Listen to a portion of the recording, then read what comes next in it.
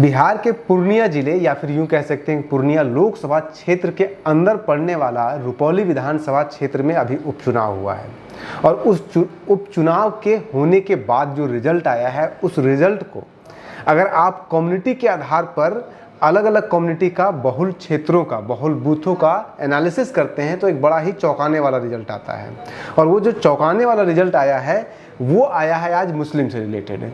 हमने रुपौली विधानसभा क्षेत्र के 26 जो सारे के सारे जहाँ पे मुस्लिम बहुलता है 26 विधानसभा क्षेत्रों का 26 बूथों का हमने एक एक करके एनालिसिस किया है पिछले 3 चुनाव का। 2024 में अभी जो चुनाव हुआ उपचुनाव का विधानसभा का, उसके बाद 2024 में ही जो लोकसभा चुनाव हुआ था उसका, और फिर 2020 के विधानसभा चुनाव का।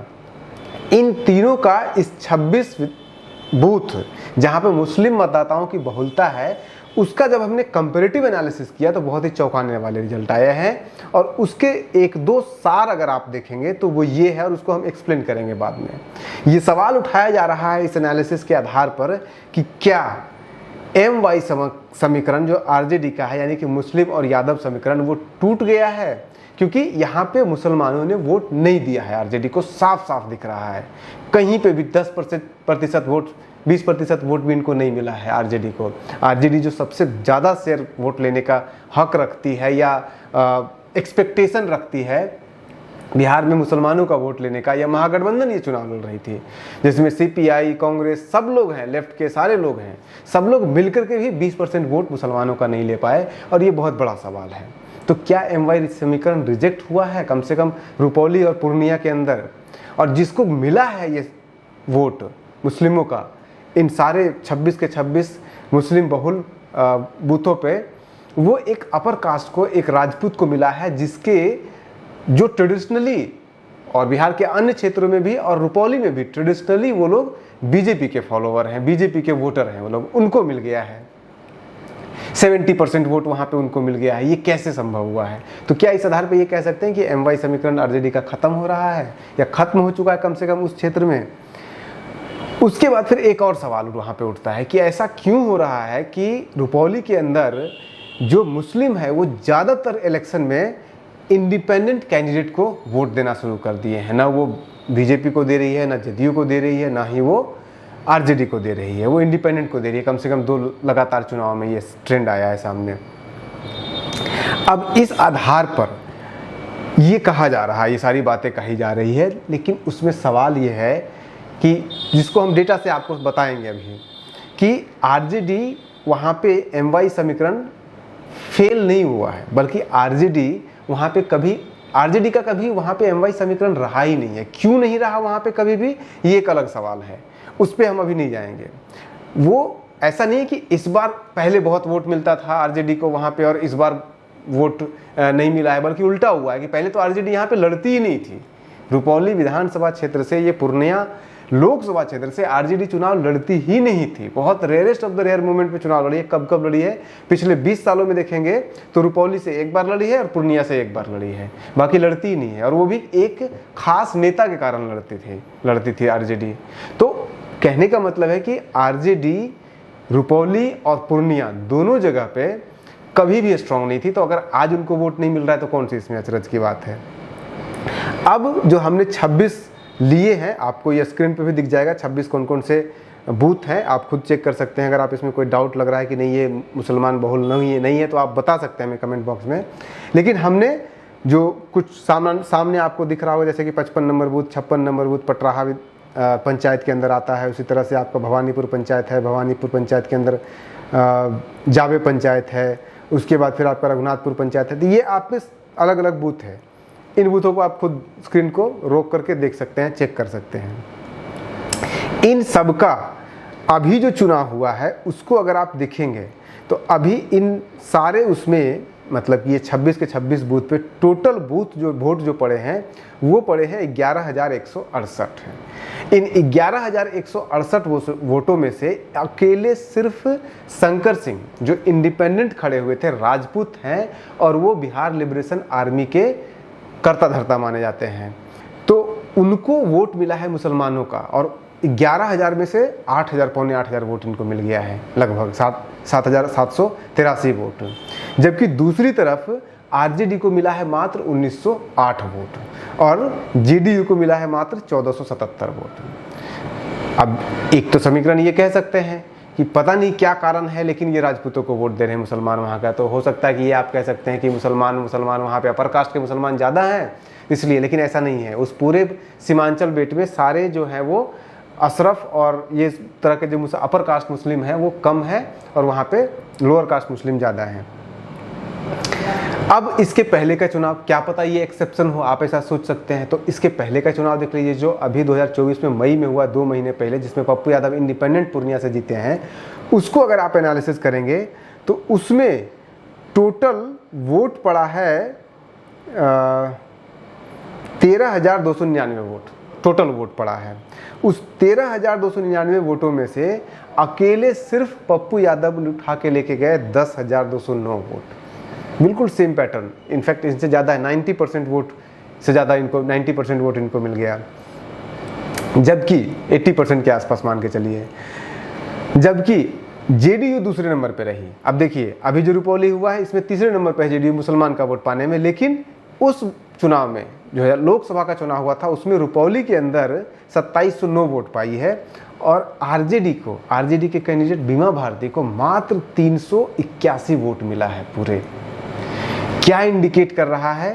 तो इन दोनों से तो पैटर्न, एक चीज़ तो क्लियर हो गया कि ये कोई राजपूत के साथ अलायंस मुसलमानों का नहीं था या किसी उसके साथ नहीं था, बल्कि कहीं ना कहीं जदयू और साथ में साथ आरजेडी दोनों के साथ इनका 36 का आंकड़ा, शायद कहीं ना कहीं नाखुश थे ये। तीसरा, इंडिपेंडेंट को दे रहे हैं, ये तो समझ में आ गया, पप्पू यादव को भी दिए, इसको भी दिए, तो इंडिपेंडेंट को दे रहे हैं। अब कहानी इसके पीछे ये कही जा रही है कि पप्पू यादव को चूंकि यादवों ने साथ दे दिया था तो मुसलमानों ने भी वहाँ पे साथ दे दिया, क्योंकि आरजेडी ने पप्पू यादव के साथ गलत कर रहे थे तो वो इजीली वोट लाने में अपने पक्ष में सफल हो गए और उन्होंने ही अपना वोट आखिरी मोमेंट पे शंकर सिंह को ट्रांसफ़र करवा दिया। तो इसलिए शंकर सिंह को सबसे ज़्यादा मुसलमान वोट आए। सारे ट्रांसफ़र नहीं कराए पाए, लेकिन ज़्यादातर 70% वोट ट्रांसफ़र उन्होंने करा दिया।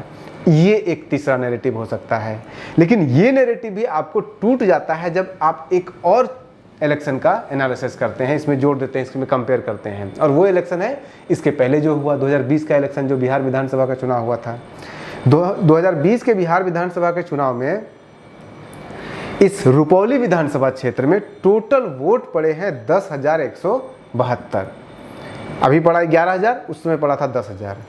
10,172 वोटों में से आप देखिएगा तो बराबर है। शंकर सिंह उस समय भी इंडिपेंडेंट खड़े हुए थे 2020 के चुनाव में, एलजेपी से थे वो, उस समय एलजेपी का टिकट उन्होंने लिया था। एलजेपी का टिकट लेने के बावजूद शंकर सिंह को मिला था 3667 वोट और सबसे ज़्यादा हाईएस्ट वोट आया था जदयू को आया था उसमें 3887 वोट।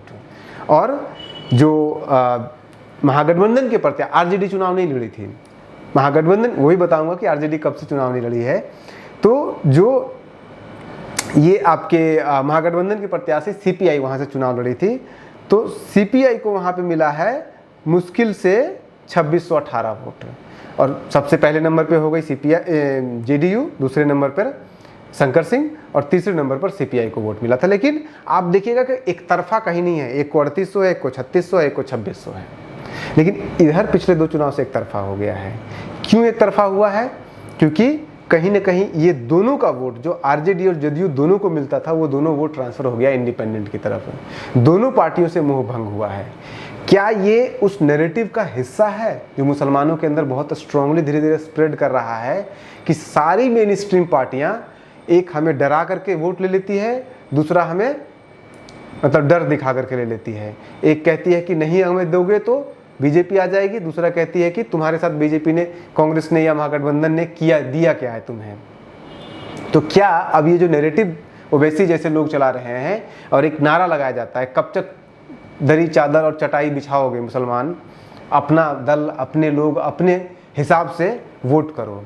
तो ये क्या उसका हिस्सा, और उसी के कारण है कि पूर्णिया में पिछले विधानसभा चुनाव में सिर्फ यहाँ नहीं बल्कि पूरे पूर्व सीमांचल में 5 सीटों पर इसका आया था, सीट आया था ओवैसी का, और वो नैरेटिव उन्हीं का गढ़ा हुआ है कि मुसलमान अब दरी बिछाने के लिए नहीं है, उनको हक चाहिए। तो क्या ये उसका हिस्सा है कि अब मुसलमान अपने ढंग से अपने हिसाब से सोच रहे हैं कि मुझे किसे देना है, मुझे किसी पार्टी पे नहीं देना है। तो इंडिपेंडेंट इन्होंने पप्पू यादव को पहले चुना और शंकर सिंह को चुना, या फिर पप्पू यादव के कहने पे उन्होंने शंकर सिंह को चुन लिया। लेकिन जो भी कारण हो, पार्टी के क्लच से बाहर आ रहे हैं। ये जो MY समीकरण बना हुआ था ये तो साफ साफ दिख रहा है कि टूटा है यहाँ पे। अब सवाल आता है कि क्या यहाँ पे RJD कमजोर हुई है? नहीं, RJD कमजोर नहीं हुई है, या फिर कह सकते हैं महागठबंधन यहाँ पे कमजोर नहीं है। RJD तो यहाँ पे चुनाव लड़ती ही नहीं थी।